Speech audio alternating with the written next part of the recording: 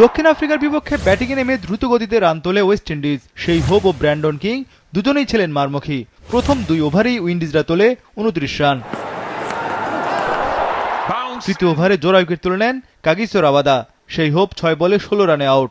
Simran Hetmyer 3 বলে 2 রানে out. চাপে পড়ে যায় উইন্ডিজ দল।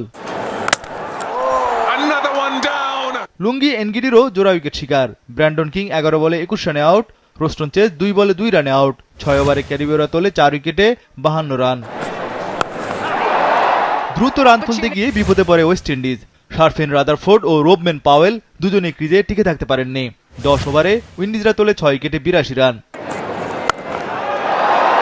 এরপরে রোমারিও শেফার্ড ও জেসন হোল্ডারের আগ্রাসী ব্যাটিং। ঝড়ো গতিতে রান তোলে ক্যারিবীয়রা। 17 ওভার 3 বলে দলীয় স্কোর 150 রান তোলে তারা। 31 বলে 49 রান করেন জেসন হোল্ডার। রোমারিও শেফার্ড 37 বলে 52 রানে অপরাজিত ছিলেন। এতে 20 ওভার শেষে ওয়েস্ট ইন্ডিজ তোলে 8 উইকেটে 176 রান।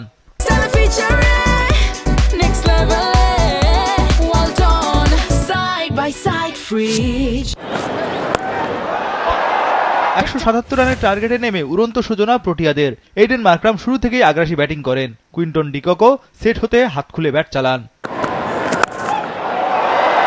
দ্রুত গতিতে রান তোলে দক্ষিণ আফ্রিকা। পাওয়ার প্লের 6 ওভারেই তাদের সংগ্রহ বিনা উইকেটে 69 রান। ওপেনিং জুটিতে ডিকক ও মার্করাম তোলেন 95 রান। ডিকক 24 বলে 47 রানে আউট। অপর প্রান্তে 27 বলে 50 তোলেন এইডেন মার্করাম। 8 ওভার 5 বলে দক্ষিণ আফ্রিকা তোলে 1 উইকেটে 100 রান। অধিনায়ক মার্করামের সঙ্গে রায়ান রিকেলটনও দারুণ ব্যাটিং করেন।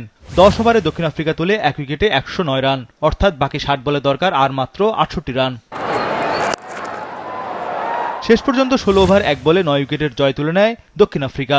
এইডেন মার্করাম 46 বলে 82 রানে ও রায়ান রিকেলটন 28 বলে 45 রানে অপরাজিত ছিলেন।